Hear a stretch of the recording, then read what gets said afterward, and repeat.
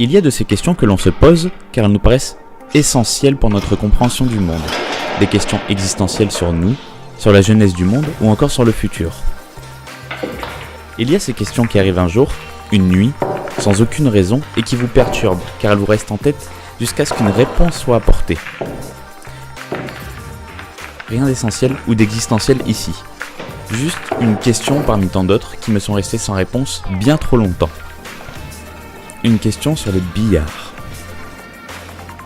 Un truc qui m'a toujours étonné, c'était de savoir comment le billard pouvait reconnaître la boule blanche et la renvoyer lorsqu'on la mettait dans un trou par erreur.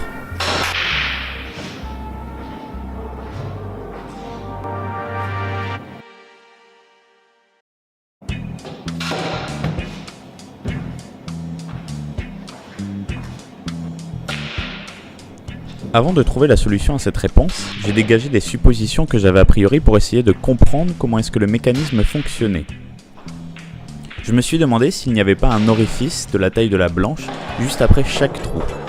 La boule blanche est légèrement plus petite que les autres, mais si elle passe trop vite ou si elle n'est pas parfaitement alignée, ça risque de ne pas passer. Il pourrait y avoir un détecteur de masse qui retiendrait uniquement la balle la plus légère, mais après vérification, la boule blanche pèse la même masse que les autres boules. Ou encore une rigole d'une certaine largeur sur laquelle pourraient passer uniquement les boules colorées.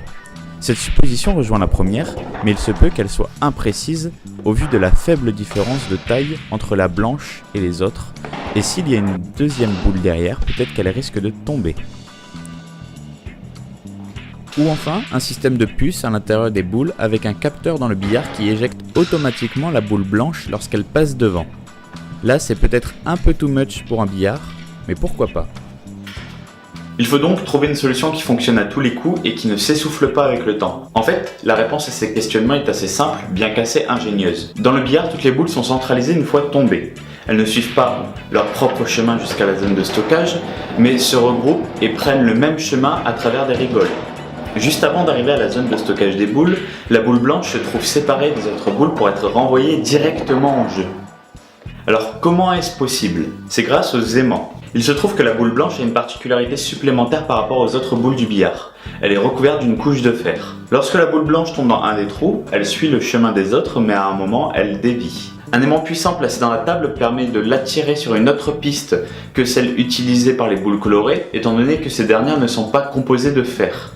Mais s'il y a un aimant suffisamment puissant pour dévier la boule blanche, pourquoi est-ce que celle-ci ne reste pas bloquée contre l'aimant?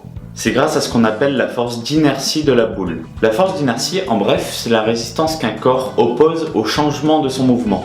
Elle rend difficile la mise en mouvement d'un corps, le changement de sa vitesse, ou là, dans notre cas, son arrêt. L'inertie est directement liée à la masse, c'est-à-dire que plus la masse est élevée et plus l'inertie est grande. Pour celles et ceux dont les cours de physique du lycée ne remontent pas trop loin, c'est ce qu'on appelle la première loi de Newton, parce que c'est Newton qui l'a énoncée.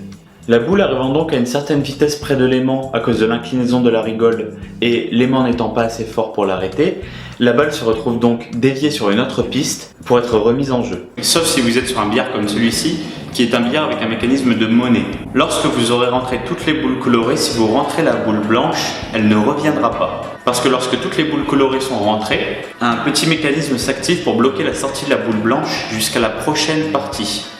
Une petite précision avant de conclure. Il se trouve qu'il n'existe pas qu'une seule forme de mécanisme pour permettre au billard de reconnaître la boule blanche. Parmi les solutions évoquées au début, elles sont ou ont, il me semble, déjà toutes été utilisées comme mécanisme pour certains billards. Alors la prochaine fois que tu vois cette petite boule sur une table de billard, dis-toi qu'elle est différente des autres, mais que c'est aussi ce qui la rend unique. Sauf que là c'est une Pokéball. Merci à tous d'avoir regardé cet épisode. Comme d'habitude, si ça vous a plu, n'hésitez pas à liker la vidéo. N'hésitez pas à commenter si vous avez des questions ou des précisions à apporter. Surtout aussi, n'hésitez pas à vous abonner à la chaîne et à partager cette vidéo autour de vous si vous avez envie que d'autres personnes connaissent ce mystère. Alors je vous fais des bisous et je vous dis à très vite pour un prochain épisode. Allez, salut!